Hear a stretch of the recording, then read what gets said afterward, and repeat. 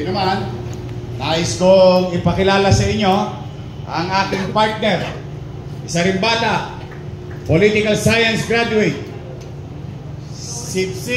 Nakita niya na ang katatayuan ng mundo ng public service at a very young age. Isang misyonaryo, broadcaster, nag-aral. Higit sa lahat, may asik pa.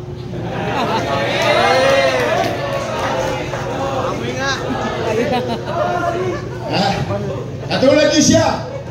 Mukha lang 19. Naintindihan niyo na yun. Pamilyado. At proud ako na ang partner ko ay babae sa lungsod ng Maynila. Palakpakan natin, Chichi Atienza.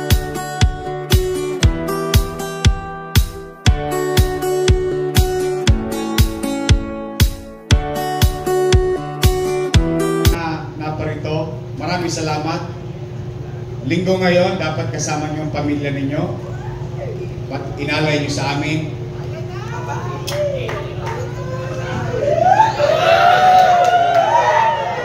Huwag kayong mag-alala naman.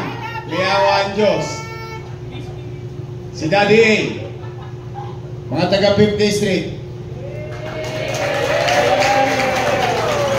Si JDW, Joey Oy, ang papalit sa unyamong pastor.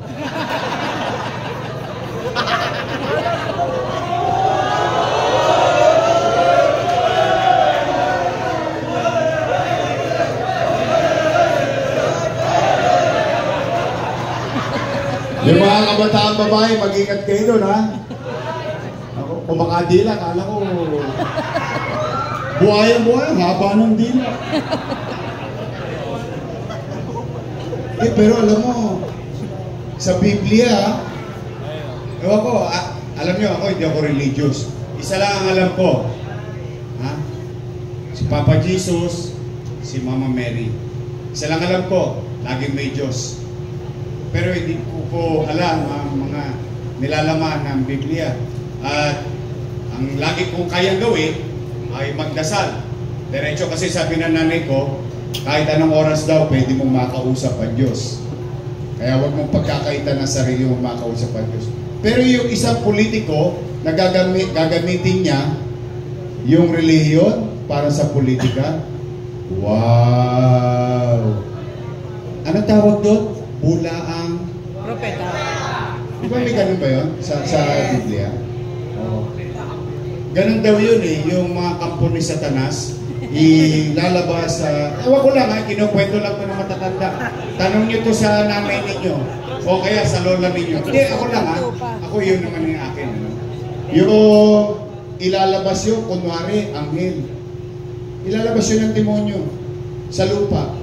O, tapos para bumuo ng mga nasasakupan niya, unti-unti. Yung pala ay masama ang intention. Sad to say, but anyway, that's for the people to judge. We are not about, I don't care. Hindi ko naman siya buboto eh. Ganun lang kasimple yun eh. Tama ba? Pero, mag-ingat kayo. Saka mana-mana pala yan, ano? Wala kay yan to, tatlo-tatlo sila sa isang distrito.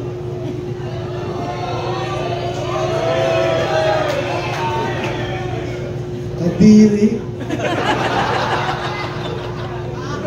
Yung mga taga-ibang distrito, siya sa atin ninyo. Maduduwal kayo. Ako nahiya ako. Totoo lang. Naano na ako ba? Kapal moks. Bagay kasi yung buhaya maganda sa pag, ano? Maganda sa sapatos, matibay, yung makapal. Hindi, pero pagbabayaran na yan sa tao. Basta tayo dito, sama-sama tayo. Ituro natin ang tamang daan. Tulungan nyo kami magtaguyod ng mga programang kapakipakinabang sa ating nasasakitan. Tao muna. Tao muna. Hindi pamilya nila. Tao muna. So, anyway, are you guys ready? Baka mamaya, pag gumawa ng hikes, ha? Usong-uso pa naman ang Cheo ngayon.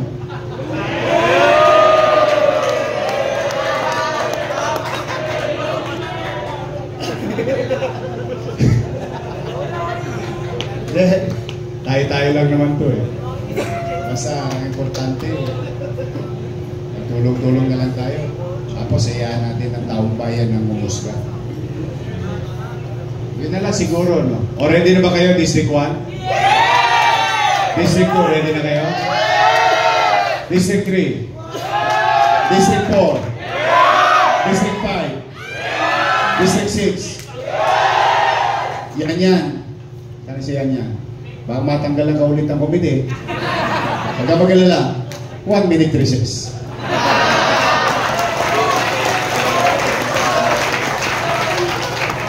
At least yung vice mayor ko, tingnan nyo naman, sexy.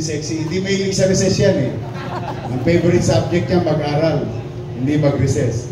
1 minutong pagpapahinga. Ipagpahinga na natin ang matagalan.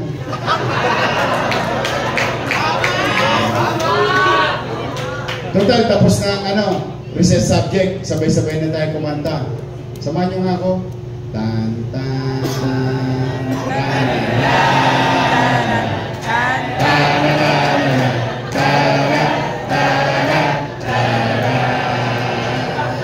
one more time with feelings.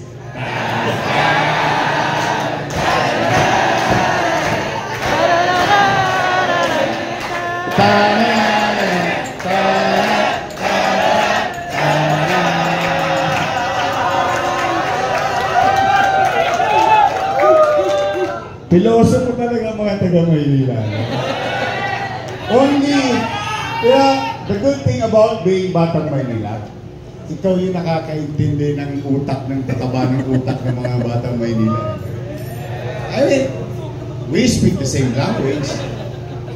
We live in the same community. We grew up in the same community and neighborhood. So only all of us can understand each other. But I'm happy and grateful. Chichi and I and the entire team is happy today and grateful to each and every one of you. Maraming salamat sa pagsama ninyo sa aming layunin.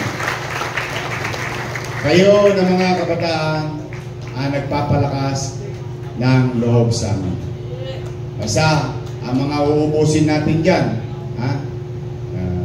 Benton,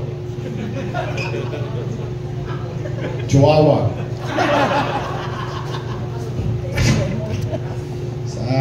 yung Bulang, yung Pastor. Tapos yung isa, babalik natin sa Magallanes. Yung isa naman, yung gwapo sa Tondo. At least nanindigan, kahit bata pa.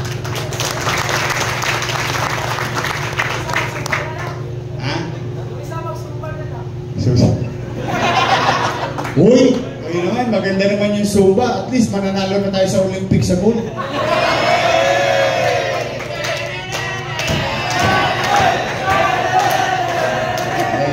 Hayaan nyo na yung ate ko. Let's pray. Mahal ko yung mga yan. Mahal ko yung mga yan. Kahit na medyo masasakit na yung sinasabi sa akin ng mga yan.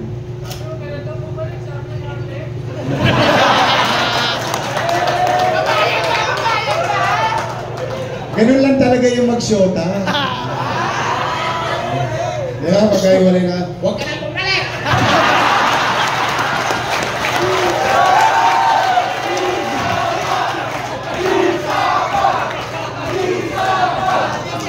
Yan yun na. Mahal ko yan mga yan. Talaga sa totoo. Ang tataba ng utak ko. Totoo lang, mahal ko yan mga yan. Ako naman, Sabi ko nga sa inyo kanina eh, di ba? Focus.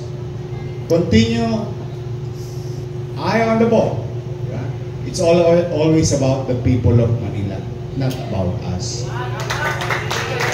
Yeah? So the least thing that we can do is to respect them. And mag-alay tayo ng kanta sa kanila. Ganun. Tan, tan,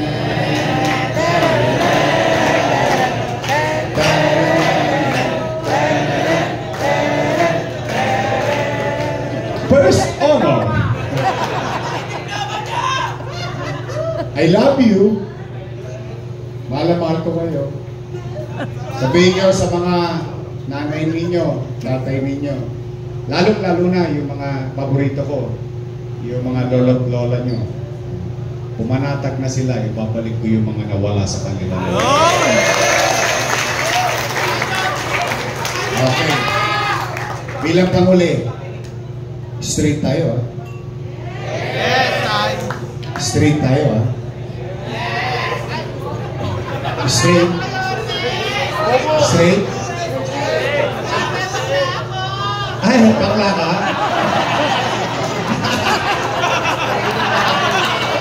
Oo nga naman. Paano mag-straight? Yung may bakla ako.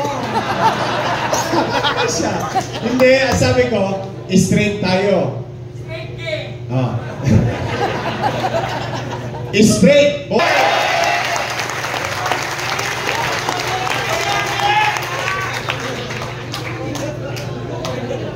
To each and every one of you, I challenge you, do the hard way. It is not impossible. It is doable. We've done it in the past. And I think, kayo ng mga kabataan dito, kaya ninyo din gawin yan sa darating na ilang buwan. I believe in you. We... Tan, tan.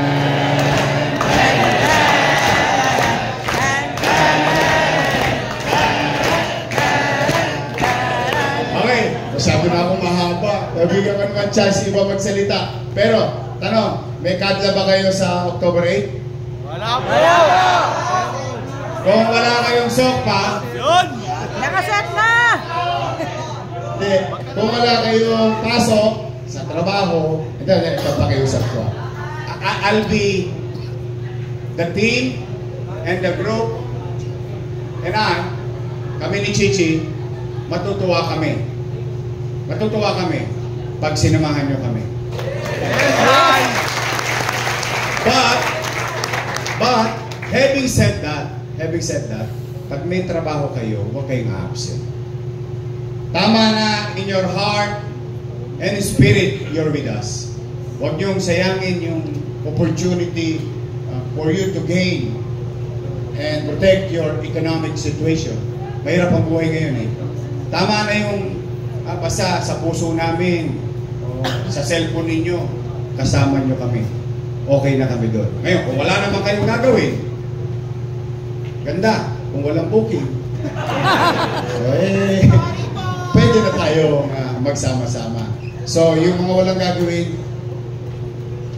samahan nyo kami sa October 8. Wala lang. No pressure. Talaga?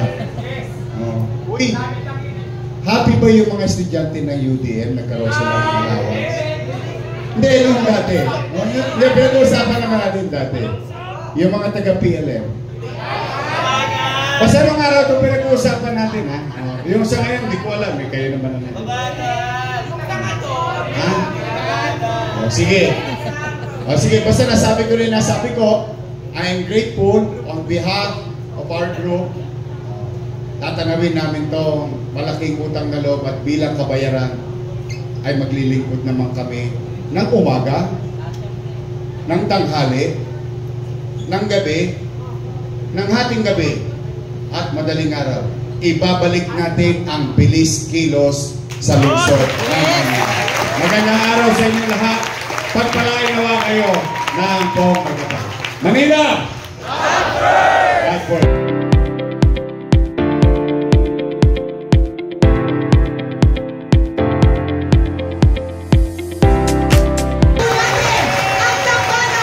Isko G.